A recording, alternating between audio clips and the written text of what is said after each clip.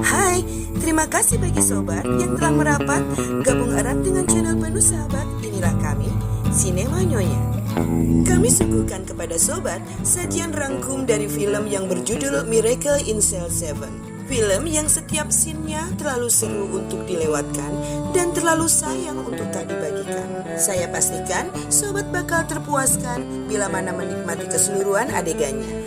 Film ini mengisahkan tentang kedekatan seorang putri yang bernama Yesung yang diperankan artis cantik yang bernama Kal So-won dan Park Shin-ye dengan ayah tercintanya yang bernama Lee Yong-gu dan diperankan oleh artis Ryu Seung-ryong, di mana sang ayah yang memiliki keterbelakangan mental itu menjadi tumbal dari ketidakadilan hukum demi kepentingan tertentu. Diwarnai dengan komedi yang cukup menghibur hingga mampu membalut kesedihan dan rasa haru di dalamnya. Bagi yang penasaran, luangkan sejenak waktu sobat dan kita ikuti ceritanya. Sinema Nyonya siap beraksi. Yonggu bekerja sebagai tukang parkir, tapi kehidupannya penuh dengan kehangatan dan bahagia, meski hanya bersama putri semata wayangnya. Suatu ketika, Yesung yang saking cintanya dengan tokoh Sailor Moon berencana akan membeli tas bermotif tersebut setelah ayahnya mendapatkan gaji. Tiba-tiba, tas yang mereka incar ternyata telah duluan dibeli oleh sebuah keluarga kaya untuk anak mereka yang seumuran dengan Yesung. Namanya juga anak kecil, Yesung pun bereaksi. Diikuti Yonggu, ayahnya, yang mengakibatkan ayah yang malang itu mendapatkan pukulan dari pembeli kaya tersebut.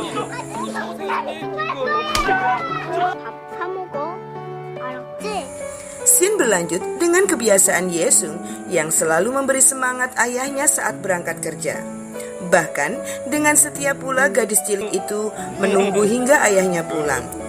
Tapi tidak di hari naas itu. Di tempat kerjanya, Yonggu kebetulan bertemu anak yang membeli tas kesukaan Yesung.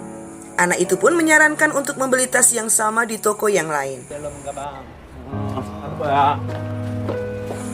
Lalu, dengan keterbatasan mentalnya, ia pun mengikuti kemana tas Sailor Moon dan gadis cilik itu pergi.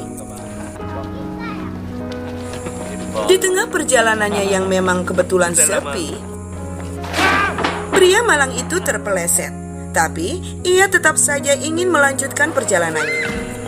Tak jauh dari tempat itu, tiba-tiba Yonggu terkejut melihat gadis kecil yang ia ikuti telah tergeletak bersimbah darah.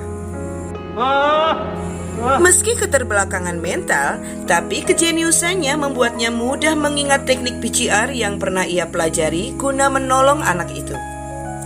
Sayangnya, maksud baiknya justru membuat shock seorang wanita yang kebetulan melewati tempat yang sepi itu.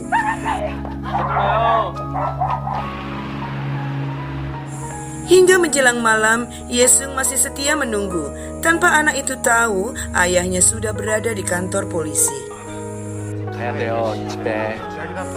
Sementara Yonggu yang cemas dengan keadaan putrinya selalu berusaha untuk pergi dari tempat itu. Alhasil, ia pun mendapat pukulan dari petugas yang tak mengerti dengan kondisi mentalnya. Lantaran hanya tinggal berdua saja, sampai berganti hari, Yesung tak menyadari apa yang terjadi. Hingga suatu ketika, anak itu melihat ayahnya tengah dipukuli oleh keluarga korban yang gak terima lantaran menyaksikan reka ulang kejadian. Apalagi korban itu ternyata adalah anak dari komisaris polisi. Tanpa sempat memeluknya, keduanya pun akhirnya terpisah dengan berbekal janji untuk saling bertemu.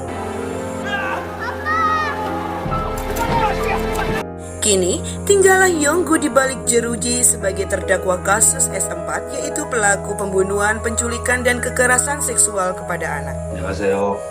Melihat telepon di ruang ketua lapas, Yonggu yang polos pun lantas hendak menelpon putrinya dengan deretan angka yang sangat fasih dia ingat. 집에 전화해야 돼요. 예승이 기다려요 혼자서. Tak disangka, Yonggu justru terkena pukulan sang ketua yang nampaknya memiliki kebencian tersendiri dengan pelaku S4 yang konon merenggut nyawa putranya. Kini, Yesung harus berada di panti asuhan setelah sebelumnya ia menuliskan pesan bila mana ayahnya pulang. 안녕하세요. 이영구. 공주가 노рам시켜 봐라. Di dalam penjara, Yonggu ditempatkan satu ruangan dengan beberapa napi yang nantinya akan menjadi teman spesial dalam hidupnya.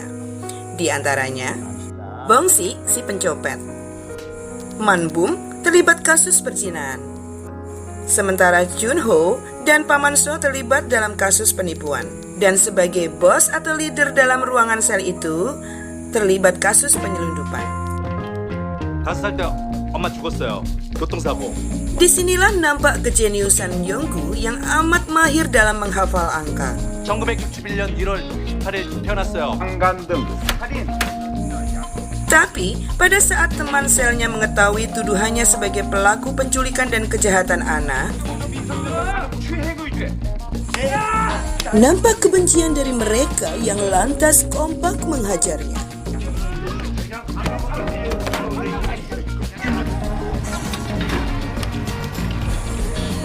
Adegan berlanjut dengan keseruan dan kekompakan teman satu sel Yonggu, di mana setiap aksinya hampir dibilang selalu lancar. 저기 바깥에 두고 착한 분 계시면은 우리 공 좀 넘겨주세요. Tentu saja dengan sedikit bantuan beberapa penjaga. 고마워요. 야, 에이, 야, 너 이거 신떡 이 바닥들 감히 내 나발이라고 봐. Suatu ketika, Yonggu dianggap berjasa lantaran telah menyelamatkan teman satu selnya yang hampir mati karena serangan ketua gangster tahanan lain. 예승이 형. Dari sekian tawaran yang ditolak sebagai hadiah atas kebaikannya, Yonggu hanya menyebut satu nama, yaitu Yesu. Dan terbukti sobat, dengan keahlian mereka, Yonggu dibuat bahagia dengan kemunculan putrinya.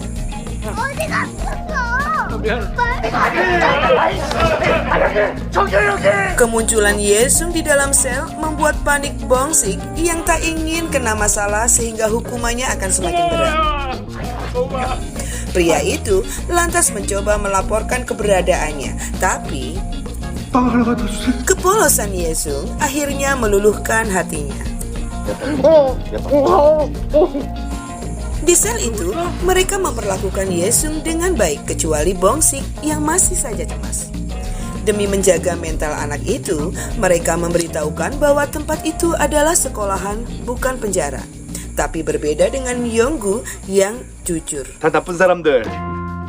아빠는 나쁜 짓 안 했어. 제일 아끼는 사실은 야, 왜 이래서가 왜? Meski gambar keasikan mereka terganggu, tapi mereka justru semakin terhibur dengan kecerdasan dan kelucuan Yesus.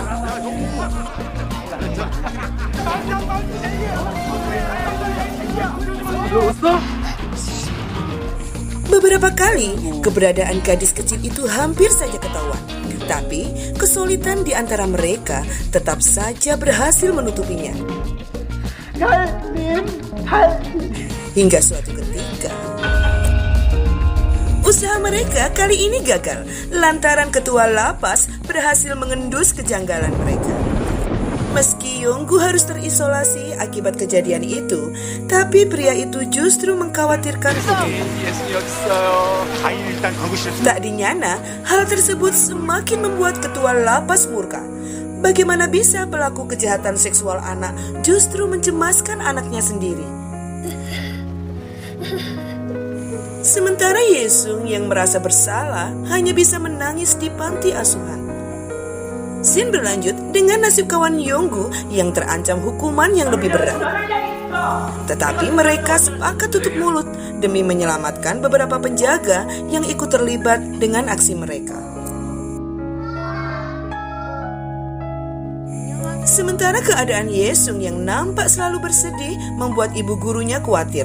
Sebagai guru, ia pun dengan senang hati menerima saran cerdik Yesung agar gurunya mau berkonsultasi dengan orang tuanya. Alhasil, berhasillah Yesung bertemu dengan ayahnya kembali. Sang ketua yang memiliki trauma dengan penjahat kekerasan anak menunjukkan kebenciannya dengan menghentikan pertemuan itu. Meskipun Yonggu tetap bersikeras bicara dengan putrinya.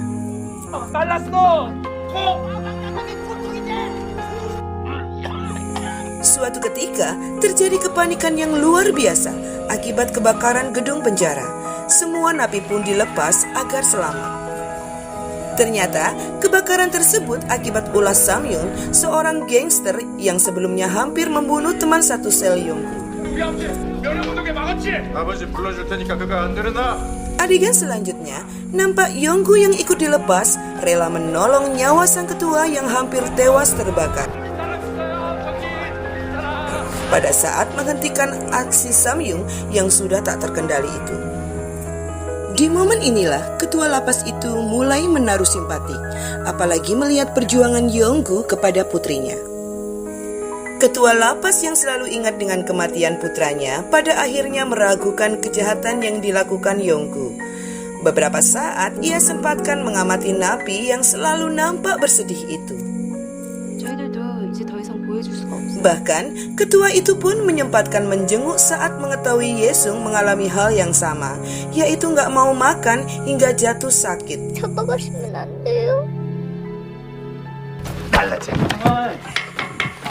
Scene berlanjut di dalam sel penjara. Nampak kurir penjara memberikan hadiah kue beras kepada mereka. Lalu nampak kekesalan teman Yonggu kepadanya lantaran setiap kardus yang datang selalu dianggapnya berisi putrinya. Yang ternyata itu adalah hadiah dari ketua lapas. Yonggu yang sangat senang lantas memberikan sedikit makanan untuk kebaikan sang ketua. 근데 너 왜 주겠냐? 나가. Meski awalnya nampak ketus, toh sejak itu ketua semakin yakin bahwa pria itu tak bersalah. 나 이용구 자료 좀 볼 수 있을까? Keberadaan Yesung di dalam sel itu ternyata mampu merubah kebiasaan buruk penghuni di dalam sel itu. Bahkan si bos yang ternyata nggak bisa membaca, akhirnya asik belajar dengan malaikat kecil itu. Kebaikan ketua lapas pun tak sampai di situ. Pria itu dengan senang hati mengurus bahkan menjemput Yesung dari sekolah. 21조 내일 모레면 나온대. Suatu ketika, Bongsik yang hampir memiliki bayi meminta tolong kepada bosnya agar nanti ia pun bisa membawa bayinya ke dalam sel seperti halnya Yesung. 아 여기 읽어봐봐 여기. Melihat paman yang baik itu sedih, Yesung pun terenyuh. Melalui bantuan temannya, ia berhasil meminjam HP dan diam-diam membawanya di sel. Meski ketakutan dan tak mudah mendapatkan sinyal, akhirnya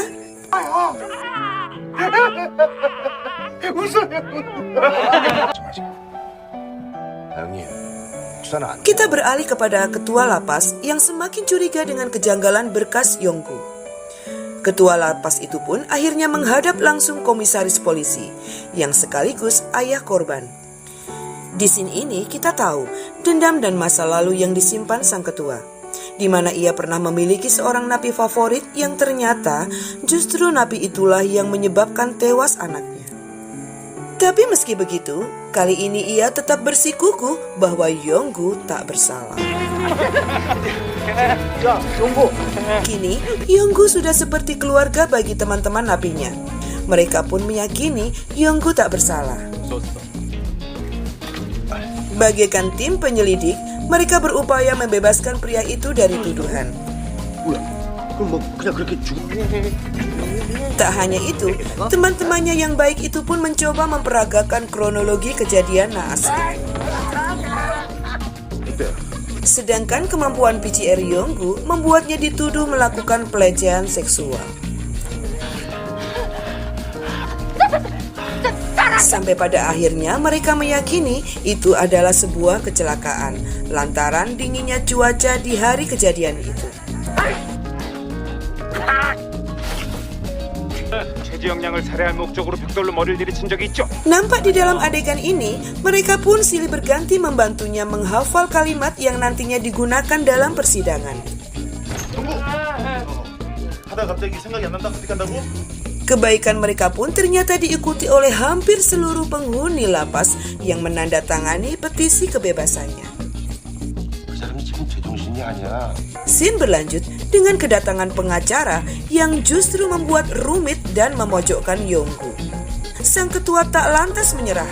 Ia pun menyerahkan petisi para napi yang membela Yonggu. 그렇게 똑똑한 놈 아닙니다. 이래도 범인입니까? Sementara di penjara, perjuangan tanpa lelah teman-temannya pun membuahkan hasil lantaran Yonggu dianggap telah lancar dalam menghafal di acara persidangan yang mereka buat. Dalam perjalanan menuju tempat persidangan, Pak Ketua selalu saja memberikan semangat dan meyakinkan Yonggu agar berbuat yang terbaik demi Yesung putrinya. 정신 똑바로 차려야 돼. 네. Tapi sayang, sebelum sidang berlangsung, komisaris yang jahat itu justru berhasil merubah skenario yang telah dihafalkan Yonggu sebelumnya. 내가 똑같이 만들어준다. Di samping memberinya pukulan, ia pun mengancam akan membunuh putrinya bila Yonggu tak mengakui perbuatannya. Akibatnya, 벽돌로 내려친 사실이 있죠. 네, 있어요. demi menyelamatkan putrinya, Yonggu dengan semakin jelas kembali mengakuinya di depan hakim. 정신 차려 임마! 재판장님, Pengakuan Yonggu tersebut jelas membuat kecewa sang ketua dan Yesung yang kebetulan dihadirkan dalam sidang itu. Yang pada akhirnya membuatnya dihukum mati. 도와주세요. 예승이 도와주세요. Setelah itu, Yesung yang kini tinggal dan diangkat menjadi putri sang ketua, tetap saja dibawanya mengunjungi ayah tercintanya, seolah tak terjadi apa-apa. 날 잡혔어 548이 12월 23. Ternyata benar kecurigaan sang ketua. Demi kepentingan politik, permohonan amnesti Yonggu pun alih-alih diterima, yang ada malah penetapan hukuman mati yang dipercepat.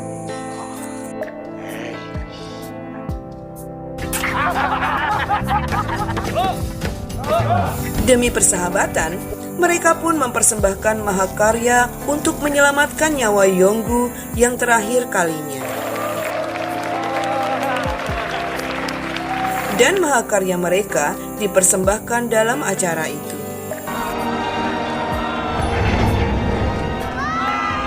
Dan tentunya melibatkan seluruh komponen lapas yang ikutan pandai berdrama demi kebebasan Yonggu.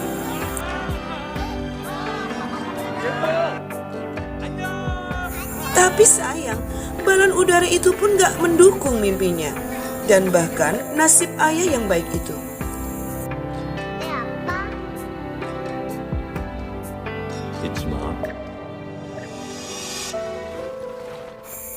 Menjelang eksekusi, meski haru dan sedih, mereka tetap memberi yang terbaik untuk Yesung dan ayah tercintanya. 아빠, 잘 태어나게 해주셔서 감사합니다. Hari itulah mereka terakhir kali melihat Yonggu. 안녕히 계세요. Adegan selanjutnya adalah kepiluan manakala bapak dan anak itu harus terpisah. 갈 수 있지. 아빠도 혼자 Meski mereka mencoba berpisah dengan tabah, saat itulah Yonggu mulai gelisah. Tak taunya, Yonggu justru roboh diiringi panggilan Yesung putrinya. Hingga akhirnya,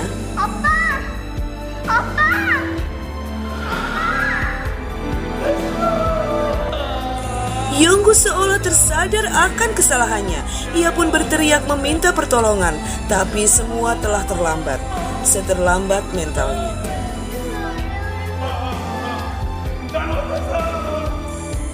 Beberapa tahun kemudian, Yesung yang telah dewasa dan menjadi pengacara, berbekal restu dan support ketua lapas yang kini dipanggilnya ayah, bertekad akan memulihkan nama baik Yonggu ayah tercintanya. 예승이? Lalu ia hubungi satu persatu teman ayahnya yang kini telah bebas dengan profesinya masing-masing untuk memberikan dukungan sahabat tercintanya dalam persidangan. Dan pada akhirnya Yesung berhasil memenangkan persidangannya, di mana Yonggu ayahnya dibebaskan dari hukuman mati dan dinyatakan tak bersalah.